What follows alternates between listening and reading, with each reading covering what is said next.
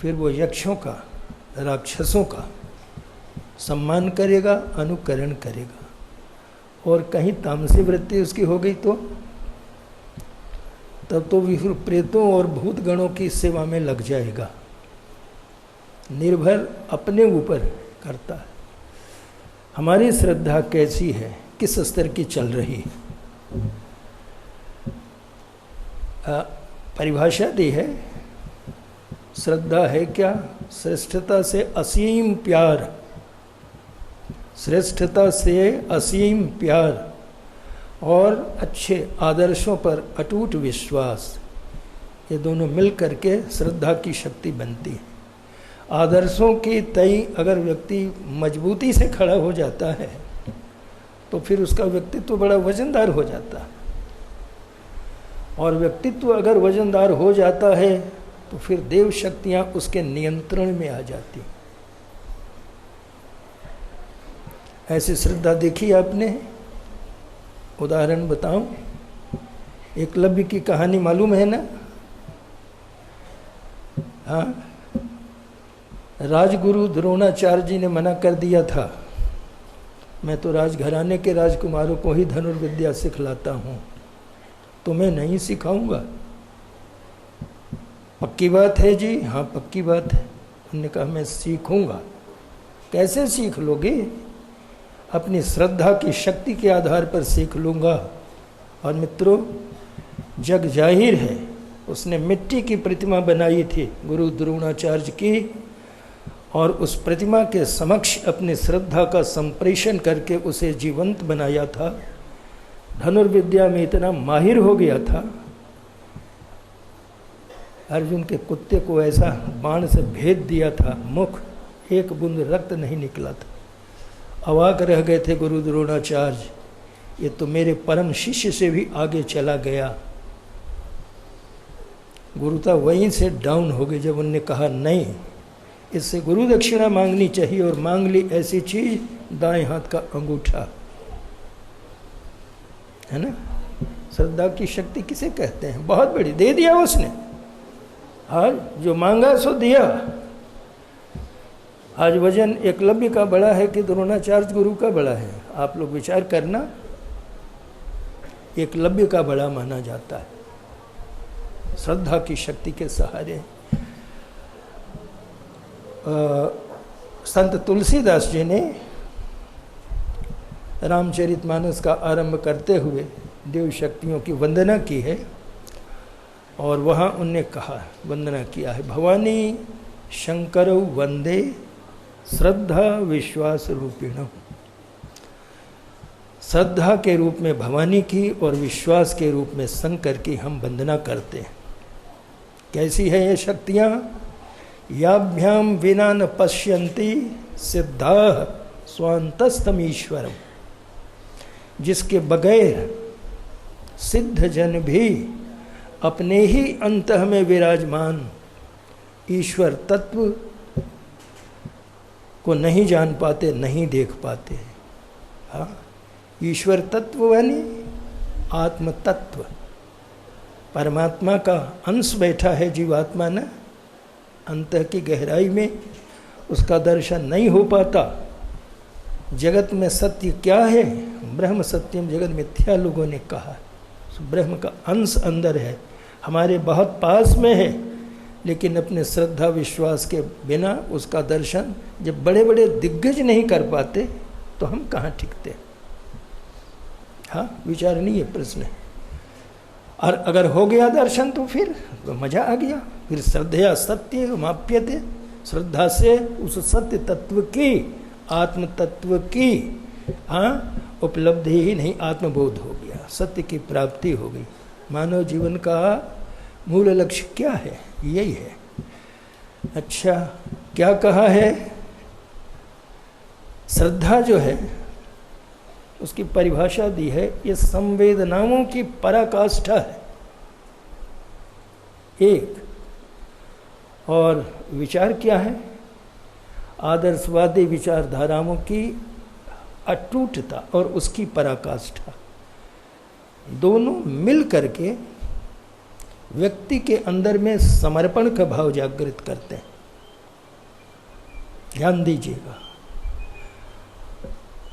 अटूट श्रद्धा और विश्वास, इन दोनों के समन्वय से व्यक्ति के अंदर में क्या जागृत होता है? समर्पण का भाव। समर्पण को योग कहते हैं। जब ये योग बन जाता है भक्त भगवान का, गुरु शिष्य का, तो एक दूसरे के शक्तियों पर पूर्ण अधिकार एक दूसरे को हो जाता है।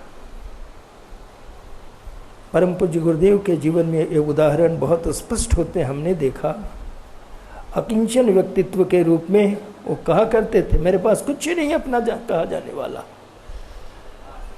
हमारे पास कुछ नहीं रह गया है, गांव की धरती थी, हमने विद्यालय को दे दिया है, विद्यालय बनाने के लिए दे दिया है, व्यक्तिगत पूंजी नाम की अगर कोई चीज़ रही होगी, यहाँ तक के धनपत्नी बंदियाँ माता जी के आभूषण रहे हुए सारी तपोभूमि के निर्माण में लगा दिया है। अब हमसे कोई पूछे, गुरुजी व्यक्तिगत संपत्ति के रूप में आपके पास क्या है, मैं एक बात कहूँगा, मेरे पास कुछ नहीं है। लेकिन कुछ नहीं होने के बाद मेरे भीतर इतना विश्वास है कि इस धरती पर भगवान की जो भी शक्तियाँ हैं, विभूतियाँ हैं, अब वो सब मेरी हैं, और बेटे हम उन्हीं के आधार पर अपनी योजनाएं बनाते जाते हैं। करोड़ों से कम की तो कोई बनाते नहीं, इशारा कर देते हैं भगवान की ओर, और देखते देखते पूरा हो जाती है। आप लोग देखते हैं कैसे फैलता जाता है। उनकी शक्ति विराजमान है अभी यहाँ। आप जब आते हैं शांति कुंज, कहते हैं जी यहाँ का तो काम कभी रुकता ही नहीं, जाने कहाँ से आता है, जाने कैसे होता चला जाता है।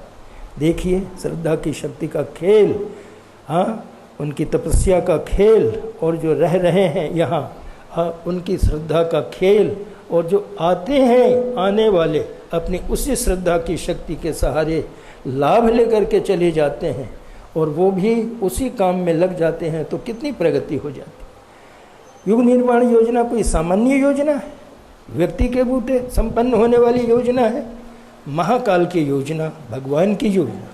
लेकिन हम सब छोटे छोटे छोटे छोटे, जिसको परम पूज्य गुरुदेव ने इस युग का रीछ बानर कहा, हाँ, वो बोर्ड लिखा हुआ है, देखिएगा आप।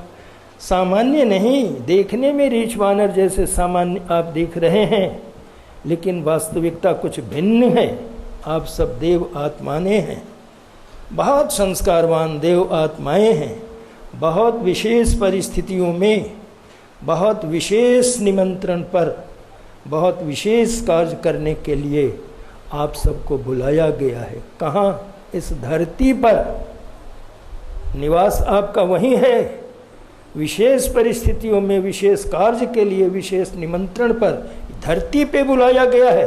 वो धरती तो सारी दुनिया में फैली हुई है, और वहाँ से खींच खींच के शांति कुंज बुला लिया गया। ये कोई सामान्य बात? गुरु पूर्णिमा के पावन पर्व पर ये देखने को मिला है। उनके जीवन में होता क्या है? श्रद्धा से व्यक्ति के अंदर में भगवान पैदा होता है।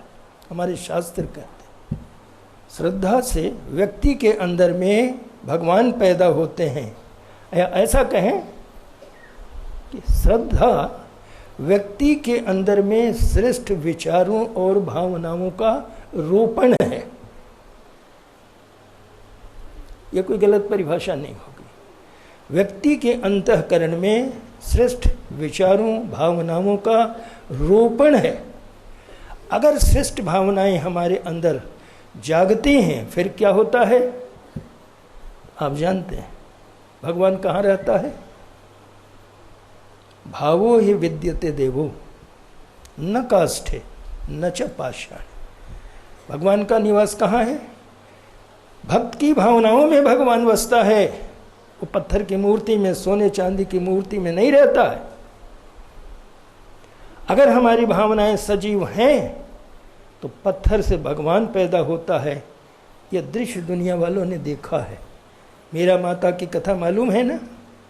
छोटी बच्ची थी, दरवाजे संत आए थे भिक्षाटन करने के लिए, हाथ में पत्थर था, दौड़ी आई भिक्षा का पात्र लेके, एक हाथ से भिक्षा उझली उनके पात्र में और दूसरे हाथ के पत्थर को देख के पूछ दिया, बाबा जी ये क्या है? ये क्या है?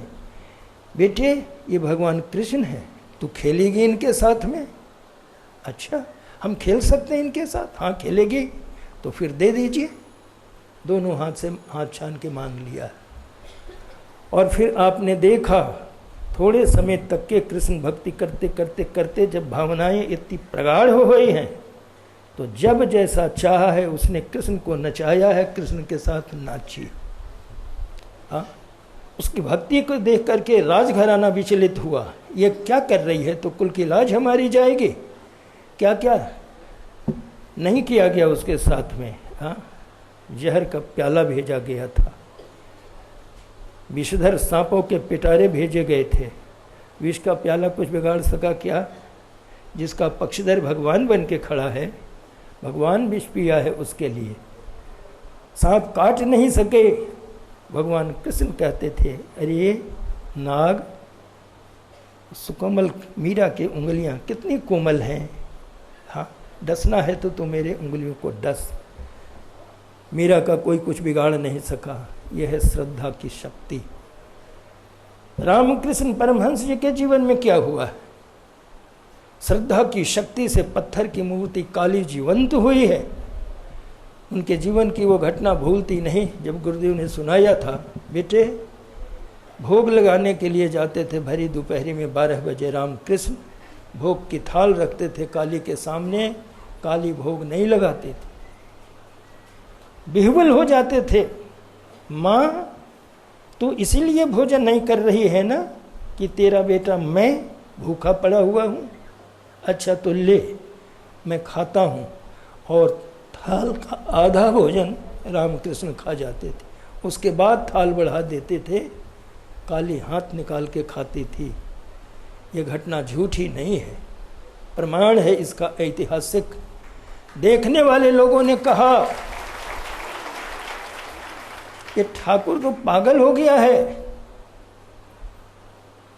काली को झूठा भात खिलाता है। अच्छा, मंदिर बनाने वाली मालकिन रासमणि को विश्वास नहीं होता था, लेकिन लोगों का दबाव बढ़ता गया। ठाकुर पागल हो गया है और झूठे भात खिलाता है। चढ़ गई छत के ऊपर, वेंटिलेटर था, उसके सहारे उनने देखा है। रामकृष्ण भोजन की थाल लेके आए, प्रसाद की थाल लेके आए। काली ने हाथ नहीं बढ़ाया, आधा भोजन रामकृष्ण ने ले लिया, उसके बाद थाल बढ़ा दिया और काली ने हाथ बढ़ा करके बाकी भोजन कर लिया। वो दौड़ी दौड़ी उतरती है, वहाँ से आती है। रामकृष्ण थाल लेके जा रहे हैं, सीधे दोनों पांव पकड़ करके लूट गई। उन्होंने कहा, काली काली काली को प्रणाम। नहीं नहीं नहीं, असली काली तो आप हो जी, असली काली आप हो। क्या बात हो गई भाई? श्रद्धा का चमत्कार, श्रद्धा का खेल। देखे नहीं, विवेकानंद आए, नरेंद्र आए थे नौकरी मांगते। भरे जमाने में पिताजी दिवंगत हो गए थे, छोटे भाई बहनों के परवरिश का बोझ आ गया। अभी ग्रेजुएशन की परीक्षा पास की थी, कैसे चलेगा परिवार? और नौकरी मांगते आए थे रामकृष्ण के पास। क्या कहा उनने? मांग ले काली से, हमारी काली बड़ी समर्थ है, तो जो चाहेगी वो देगी। देगी? हाँ देगी। अरे रामकृष्ण देव कह रहे हैं, श्रद्धा तो थी ही उनके प्रति, विश्वास भी जागा। रामकृष्ण देव कह रहे हैं, ये गलत बात नहीं कहेंगे। और वो चले गए काली से मांगने के लिए, और वहाँ देखा काली का विराट रूप, पसीना छूट गया। क्या मांगा है मालूम है आपको? माँ शक्ति देना, भक्ति देना, विवेक देना। लौट के आए, मांग लिया रे, होश हुआ। जो मांगने गए थे वो तो नहीं मांगा, कुछ और मांग। जा फिर से जा, फिर मांग ले। 3 बार भेजा है उनने, और तीनों बार उनके साथ वही घटना घटी है। माँ शक्ति देना, भक्ति देना, विवेक देना। व्यक्ति के अंदर जब श्रद्धा की शक्ति जागती है तो घटिया किस्म की मांग भक्त रख ही नहीं पाता है, रख ही नहीं पाता है। फिर वो भगवान के स्तर से बात करता है, और जिस काम के लिए उनको नियोजित किया जाना था उसी काम के पूरा करने जैसी तीनों शक्तियाँ मांगी है। शक्ति देना, भक्ति देना, विवेक देना। और उस जमाने में जब देश परतंत्र था, अपनी बात कहने का किसी को हक नहीं था, शिकागो के धर्म सम्मेलन के ऊंचे मंच पर जाकर के उनने जो व्याख्यान दिया, दुनिया दहल गई थी ना। हाँ, सारे धर्मध्वजी पहुंचे हुए थे, उनके बीच में गुलाम मुल्क के व्यक्ति ने वो रखा अपना पक्ष। सारे दुनिया उस दिन से लूटे। भारतीय संस्कृति एक महान संस्कृति, और मित्रों उसी महान संस्कृति का प्रचारात्मक रूप जो था उनने पूरा किया था। जन जन तक के इसके मर्म को पहुंचा देने वाली जवाबदारी परम पूज्य गुरुदेव के जिम्मे सौंपी गई थी, जिसके लिए उन्हें युग निर्माण योजना बनानी पड़ी। और उसी के निमित्त हम सबको आकाश से उतारा गया, जहाँ जहाँ उतरे वहाँ से चल के शांति कुंज बुलाया गया। और इसी श्रद्धा की शक्ति का रोपण अपने अंदर करके दूसरों के अंदर जाकर के करने की वो योजना, यही युग निर्माण योजना है ना। ये अखबारबाजियों से होने वाला नहीं है, टीवी बाजियों से होने वाला नहीं है। मैं एक वृत्तांत सुना हूँ अपने जीवन का। सन 78 के साल में, 77 के साल में, माने 1976 में परम पूज्य गुरुदेव ने अपने साधना की स्वर्ण जयंती मनवाई थी। एक बहुत विशेष शिविर यहाँ पर अखिल भारतीय स्तर का बुलाया गया था, 5 मार्च से 15 मार्च तक के।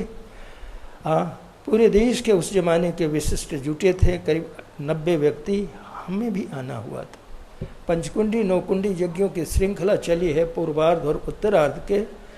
2 प्रदेशों में इसका समापन 108 कुंडी यज्ञ के माध्यम से होना है।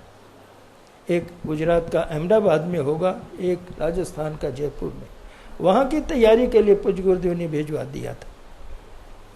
देखा वहाँ जाके उन दिनों रजनीश छाए हुए थे, अखबारों में फ्रंट पेज पर बोल्ड लेटर्स में उनकी बातें और क्लोज फोटोग्राफ आ रहे थे। तिल मिला गए थे, जिनके पास कहीं कोई कार्यक्रम नहीं, हाँ, कहीं कोई अच्छी दिशा धारा नहीं, और उनकी बातें इतनी उछाली जाती हैं। हमारे मिशन में क्या कमी रह गई। अब कि चलूँगा तो परम पूज्य गुरुदेव के सामने बैठ के इसके बारे में गहरी परिचर्चा करूँ। पिताजी हमारी बातें क्यों नहीं आती। उनका समापन हुआ, फिर हमारा प्रारंभ हुआ कार्यक्रम। बहुत शानदार लोगों ने देना शुरू किया। लेकिन उन दिनों जो अखबार निकलते थे रजनीश के ज़माने वाले, हमने 6 अखबार रोज लेते थे जो मुख्य अखबार थे गुजरात के, और एक पुलिंदा बना के करीब 3 किलो वजन का हम लेके आए थे। लौट के आए, हाल चाल पूछा, और हाल बता बेटे। हाल क्या बताऊं जी, हाल तो इसी में है। क्या है बेटे? उनका देख लीजिए, जाने क्या कहा। ये बता तुम्हारा कार्यक्रम कैसा हो? हमारा तो बहुत अच्छा हो गया। अच्छी बात, ठीक है बेटे। इनके क्या, पानी के बुलबुले हैं बेटे, आज हैं कल फूट जाएंगे, आज हैं कल फूट जाएंगे। हमने तुम्हारे मिशन की बड़ी सुदृढ़ नींव रखी है बेटे, श्रद्धा के आधार पर बहुत सुदृढ़ नींव रखी है। ये दिनों दिन फैलता चला जाएगा, इसे कोई रोक नहीं सकेगा। फिर एक प्रश्न पूछा, पास आओ। समीप आए, कांधे पर हाथ रखा। बेटे तुम्हारे मिशन की परिभाषा क्या है? मुझे तो पसीना छूट गया। मिशन का सूत्र संचालक और हमसे मिशन की परिभाषा पूछे, आप रहे होते तो क्या होता? आप भी पसीने पसीने हो जाते। उनका बेटे हमारा काम ये अखबारबाजियों से, रेडियोबाजियों से नहीं बनने वाला है। मिशन फैलाने का मन है जी पिताजी, तो फिर ऐसा कर, अपने जीवन की बाती जला, और इस जलते बाती को किससे जला? श्रद्धा रूपी अग्नि से अपने जीवन की ज्योत जला, और इसको लेकर के जा उन तक के जिनकी ज्योतियां बुझी हुई है। सटा अपनी बाती को उनकी बाती से, और उन्हें कर दे जीवंत। हो जाएगा बेटे युग निर्माण, शानदार हो जाएगा। ये उनका कथन था। क्या बात होती है जी? कहा देखो, श्रद्धा जो है भगवान की सिद्धि या आशीर्वाद प्राप्त करने का सबसे बढ़िया तरीका जो है, सबसे अच्छी विधा जो है, श्रद्धा शक्ति का विकास ही है। और बहुत प्रसन्नता की बात है, हमारा महत्वपूर्ण जत्था देश के कोने कोने से आया है। हाँ, गुरु पूर्णिमा के पावन पर्व पर जिसे श्रद्धा के अनुदानों के वितरण का और श्रद्धा के प्रतिदानों के चुकाने का पर्व माना जाता है। ईश कृपा बरसे सबके ऊपर, हमारी श्रद्धा प्रस्फुटित हो। श्रद्धा को आध्यात्मिक जगत में प्राण कहा गया है या रीढ़ की हड्डी कही गई। सारी आध्यात्मिक उपलब्धियां इस श्रद्धा की शक्ति के सहारे प्राप्त होती हैं, व्यक्ति प्राप्त कर सकता है। क्या कहा है, एक कहानी सुनाते थे गुरुदेव, एक गुरु शिष्य की कहानी थी जो हम सब के जीवन पर भी लागू होती।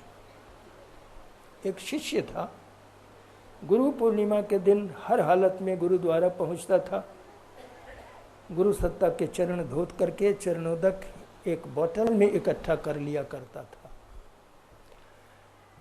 लोगों को मालूम था एक श्रेष्ठ गुरु का शिष्य है, कहीं कोई हारी बीमारी चिंता परेशानी उसे हो,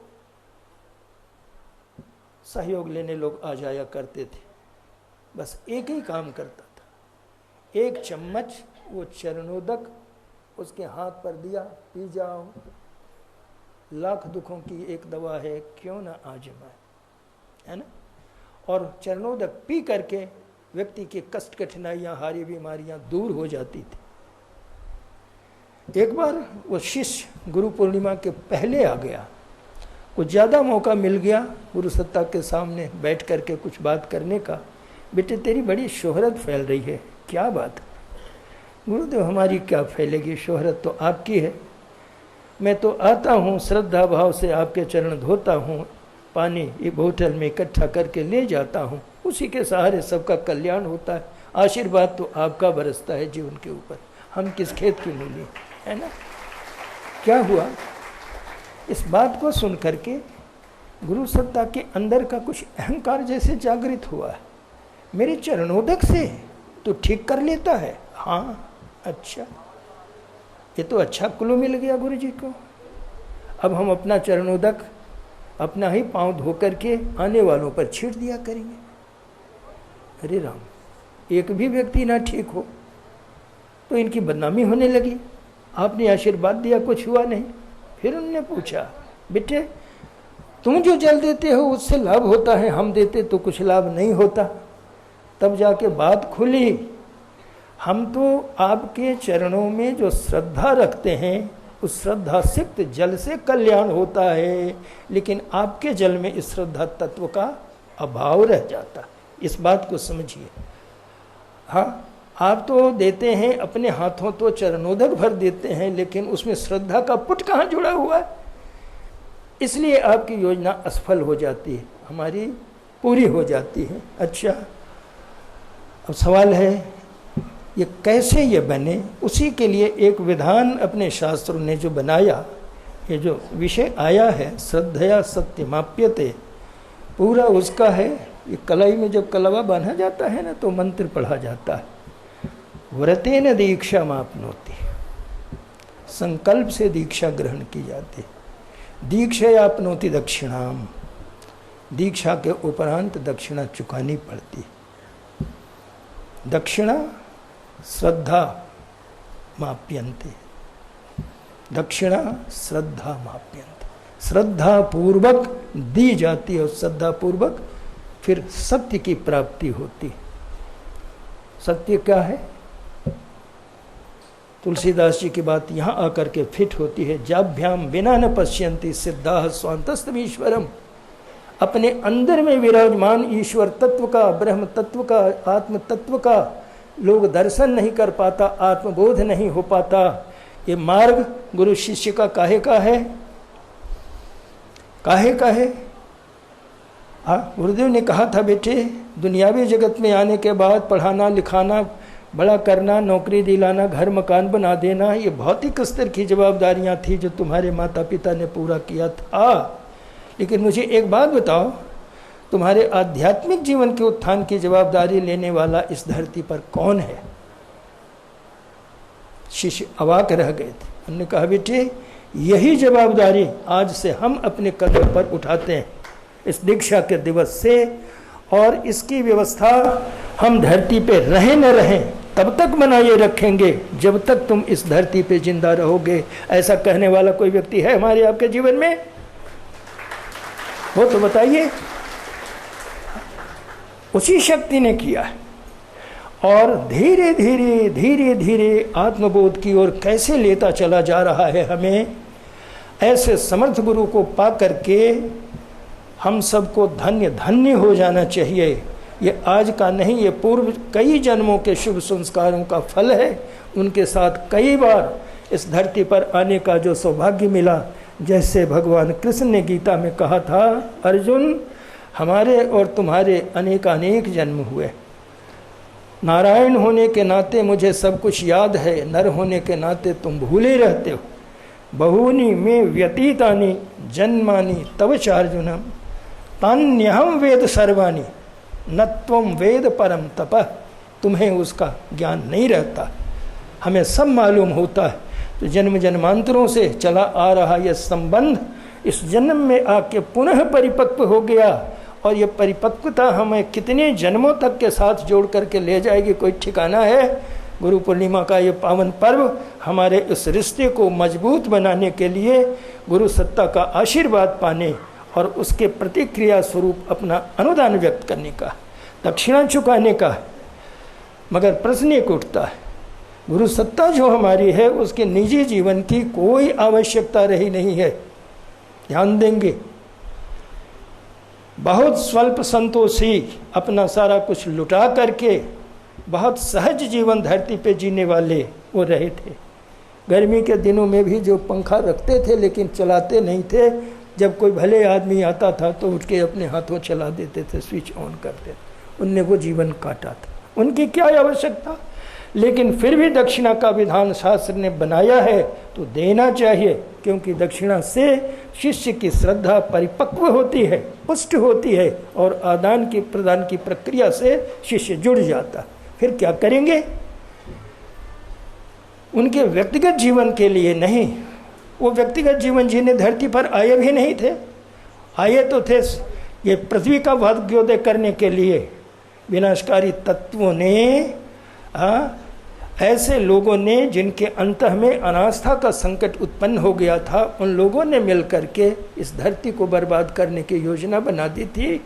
और यही संकेत देव दरबार को मिला था, जहाँ हलचल मच गई थी। आ गया फिर कौन? बर्बाद करने वाला। बर्बादी रोकने और नए सिरे से बनाओ करने वाला किसी को भेजा जाना चाहिए। और सब पूरे देव दरबार ने मिल करके परम पूज्य गुरुदेव को धरती पर भेजा था, जिसके लिए वो सैकड़ों बार कह चुके, बेटे हम अपने कर्मफल भोगने के लिए धरती पर इस बार नहीं आए। भगवान की धरती को बचाने के निमित्त हमें भेजा गया है, तो उस बचाव के निमित्त जो कुछ कर सकते हो यही वाजिब गुरु दक्षिणा होगी। और इसी के छोटे छोटे अभियानों से जुड़ करके सत्य की प्राप्ति हमें हमारे जीवन में हो सकती है। तरीका कारण क्या कहा था? चारों तरफ अवांछनीयता संव्याप्त है, लेकिन ये देन किसकी है? अनास्था की महामारी आई हुई है। और मिटेगी कैसे? ये महाप्रज्ञा के अवतरण से ही ये संकट दूर होगा। वही शक्ति युग शक्ति रूप में धरती पर आ रही है। युग शक्ति के प्रति हमारे हृदय में श्रद्धा बसे, विश्वास जागे और उस युग शक्ति गायत्री को घर घर पहुंचाने की योजना में हम कारगर हो सके तो अपना काम बन जाएगा। यही होगी सच्ची गुरु दक्षिणा हम सबकी। इस गुरु पूर्णिमा के पावन पर्व की अपनी बात समाप्त करते हैं। पावन पर्व ये आपके जीवन के लिए, हमारे जीवन के लिए कुछ विशेष बने, क्योंकि ये विशेष गुरु पूर्णिमा है। अब इस वर्ष की गुरु पूर्णिमा 100 साल बाद हम सबके जीवन में मुयस्सर होने वाली है। कौन कहाँ रहेगा मालूम नहीं, इसे तो धन्य बना ले। खूब खूब शुभकामना। श्रद्धया सत्यमाप्यते। हम सबके मनों में श्रद्धा खूब खूब बढ़े। श्रद्धा बढ़ाने के लिए कहते हैं भगवान की कथाएं, उनकी लीलाएं, उनका व्यक्तित्व सहायक होता है। परम पूज्य गुरुदेव का व्यक्तित्व ऐसा रहा जिसमें से गुरु तत्व झांकने लगा था, स्पष्ट दिखने लगा था। जिनके पास दृष्टि थी उन्होंने देखा कि परम पूज्य गुरुदेव के प्रत्येक क्रियाकलाप से गुरुतत्व का दर्शन होता था।